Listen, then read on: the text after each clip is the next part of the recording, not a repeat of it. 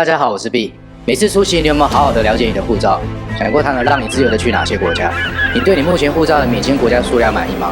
根据 IATA 国际航空运输协会的数据，从2013年至2023年间，许多国家的护照免签实力都有了巨大的提升。今天我要与大家分享，在过去10年间，免签实力提升最快的护照。这些护照在10年前平均只能免签80个国家，但现在他们平均已经可以免签超过140个国家，每年以增加5到6个国家的平均速度增长。这不仅仅是一个数字，它还反映了全世界正在以惊人的速度拉近距离。到底是亚洲还是欧洲的护照免签国提升最快？哪些国家在身份配置方面有很好的前进？未来10年，我们又能预期全球护照实力会达到怎么样的高度？同时，我们如何参考其以作为我们的身份规划之道？让我们深入探索这10年里，在榜单上迅速崭露头角、脱颖而出的10本护照。在视频开始前，别忘了点赞、订阅和分享，记得开启小铃铛，你会及时收到新视频上线的通知。第10名，圣卢西亚护照增加免签52个国家。圣卢西亚位于加勒比海南部，是东加勒比人口最多的国家。在过去几年，由于其在旅游和外交方面的努力，圣卢西亚的国际地位逐渐上升，现在已经成为世界上的顶级旅游胜地。10年前，圣卢西亚护照已经可以覆盖94个免签国家。在2015年的5月28日，欧盟与圣卢西亚签署了免签证协议，至今圣卢西亚公民持有护照可以免签前往高达146个国家，这足以展现其在区域内跟国际舞台上的强大实力。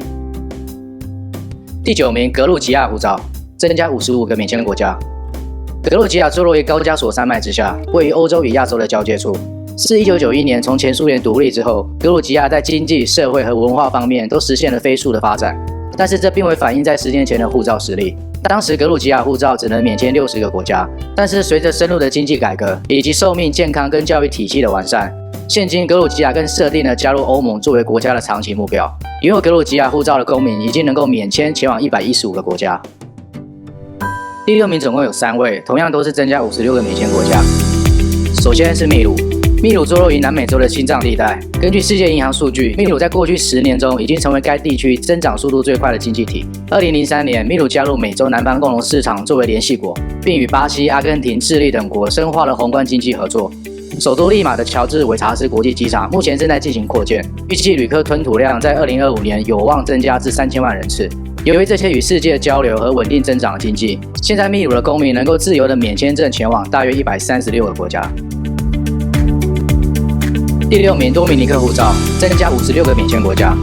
多米尼克位于东加勒比，面积是圣基史尼维斯的3倍，格林纳达的2倍。多米尼克又被称为加勒比的自然之岛，但在2017年，多米尼克遭受了史上最为严重的飓风，这场天灾为它带来很大的挑战。不过，多米尼克政府持续不断优化其快速入籍计划，并且为海外公民提供便利的远程服务。这些项目筹得的基金为国家的重建打下良好的基础。欧盟在2015年豁免多米尼克护照的签证，并且多米尼克也成为东加勒比第2个由中国签证豁免的国家。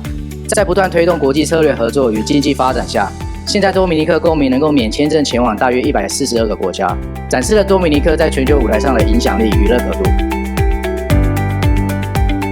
第6名，克罗地亚护照增加56个免签国家。克罗地亚又被誉为欧洲的明珠，享有壮观的海岸线和古老的城市景观。在2013年的7月1日，克罗地亚正式成为了欧盟的成员国，并且到了2023年的1月1日，克罗地亚又分别加入了欧元区和申根区。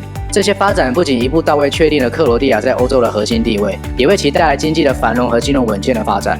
鉴于这些显著的进步和稳固的国际关系，现在克罗地亚公民能够自由的免签证前往大约175个国家。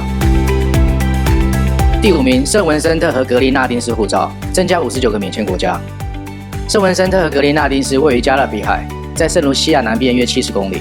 尽管疫情后该国的经济面临很大的挑战，但其拥有32个美丽的小岛和丰富的旅游资源，使得圣文森特和格林纳丁斯成为隐形富豪的度假天堂。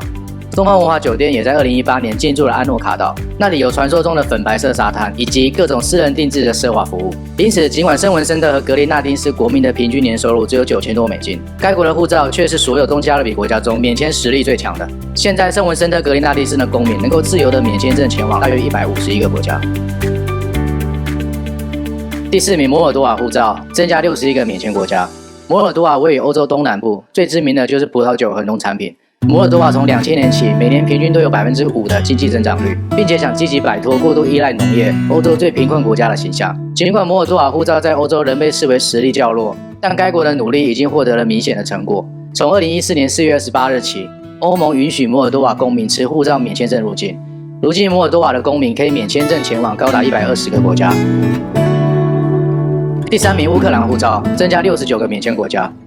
乌克兰位于东欧的心脏地带，又称欧洲的粮仓，国土范围从黑海到俄罗斯、白俄罗斯、波兰、斯洛伐克、匈牙利、罗马尼亚和摩尔多瓦7个国家接壤，拥有广大的平原、肥沃的黑土，还因其地理位置在欧洲交通枢纽中起了关键的作用。乌克兰在最近10年内也通过了欧盟决议，允许乌克兰公民持护照免签证入境欧洲。现在的乌克兰拥有一本强大的护照，允许他们公民免签活跃144个国家。第2名，哥伦比亚护照增加70个免签国家。哥伦比亚位于南美洲的西北角，东边是加勒比海，西边是太平洋，以委内瑞拉、巴西、秘鲁、厄瓜多尔和巴拿马5国为邻。哥伦比亚是拉丁美洲的第4大经济体，通过与北美、欧盟和韩国的贸易伙伴关系，以及作为南方共同市场的联系国。10年前，哥伦比亚公民只能免签63个国家，现在能够免签前往大约133个国家。第1名，阿拉伯联合酋长国护照增加106个免签国家。阿拉伯联合酋长国又称阿联酋，坐落在中东的战略要地。阿联酋在健康、教育、建筑、商业以及旅游领域都展现出惊人的发展速度。特别是阿联酋航空已经成为全球公认的顶级航空公司，而迪拜的国际机场也成为全球最繁忙的交通枢纽之一。阿联酋与全球大国都建立了良好的外交关系。作为一个免税国家，2018年1月与中国签署了免签互惠协议，进一步加强了其国际地位。如今，阿联酋公民享有免签自由前往178个国家的特权，展现了阿联酋的发展成果在全世界备受瞩目，以及其无法被取代的国际地位。随着国际的合作和加强全球化的深入发展，护照的免签权益也逐渐成为衡量一个国家对外开放和国际影响力的关键标准。它不只代表了公民的旅行自由度，更反映了一个国家或联盟在全球舞台上的战略地位和合作关系。对于很多人，尤其是喜欢旅行或身份规划的朋友，一个强大的护照无疑带来了更多的便利和选择。从今天的节目中，大家可以明显的看出，随着时间的推移，全球的距离似乎正在逐渐缩小。长年下来，全球护照平均的实力还是会持续的上升。那些希望获得大国护照来取得强大旅行特权的人，现在有了新的选择，例如多米尼克和圣卢西亚提供的快速入籍方案，让投资者可以在很短的时间内成为公民，就不需要等待5到7年才能拿到像美国或欧盟的公民权。因为在未来的世界中，持有多本强大的护照，无疑将为你打开更多的大门。以上就是今天的节目。对于护照免签实力和全球化趋势，你有什么看法？欢迎在下面的评论区留言。如果对于身份规划的主题感兴趣，欢迎订阅和关注我们的频道。你也可以用以下的方式直接跟我们取得联系。谢谢收看，我们下次见。